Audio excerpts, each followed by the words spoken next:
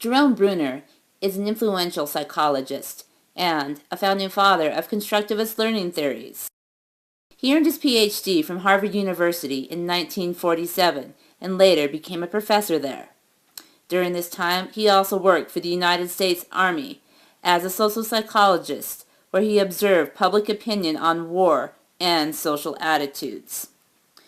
In 1963, he received a Distinguished Scientific Award from the American Psychological Association, and later in 1965 served as their president. Throughout the years, Jerome Bruner has written 44 books.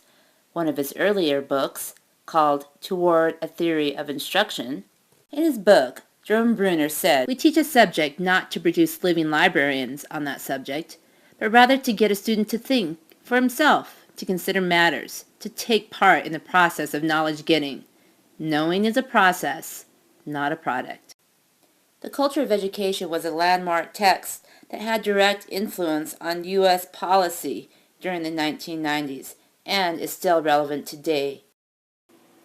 Bruner's philosophy on spiral learning curriculum suggests that learners return to basic ideas on a frequent basis as new subjects and concepts are gradually increased with difficulty over time. The big idea behind Jerome Bruner is that students need to understand the meaning and to learn, as opposed to simply memorizing. His theory on spiral learning revolves around understanding human cognition and a step-by-step learning process, which is then relied on by interaction and experience to form intuition and knowledge. Basically, what one learns is through repeated experience. Discovery learning is important to this theory because it allows students to build on their current knowledge. There are 3 stages of representation in Bruner's theory: enactive, iconic, and symbolic. Classroom management, viewed from the perspective of discovery learning or constructivist theories, states that it is an active process so that learners build upon knowledge that they already have. It may appear a little chaotic at first. However, students are inquiring and discovering and are active in their learning. As Bruner once stated, understanding is like discovering. The instructional approach to this theory is to have teachers encourage their students and learners and to aid and allow them discovery of their main objectives. Communication between teacher and student is a key concept.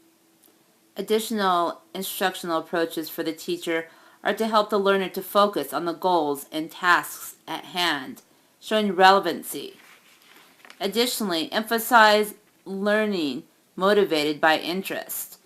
Students are more apt to learn meaning when they are interested in the subject. Bruner's spiral learning theory can be applied to many different curriculums.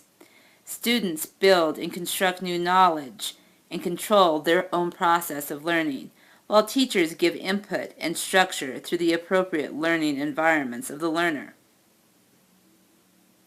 Since Bruner's theory is based off of continuous knowledge being built up over time, the instructional problem that is not addressed is what happens when learning takes place over a short period of time